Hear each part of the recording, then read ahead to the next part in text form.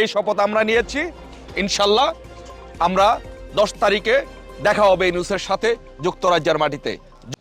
আমরা শুনেছি যে 10 তারিখে এই যুক্তরাজ্যে মানবতা বিরোধী অপরাধী বাংলাদেশের শত শত ছাত্র হত্যাকারী, পুলিশ হত্যাকারী এবং বাংলাদেশের শান্তি বিনষ্টকারী খুনি ইউনূস এই যুক্তরাজ্যে আসবেন।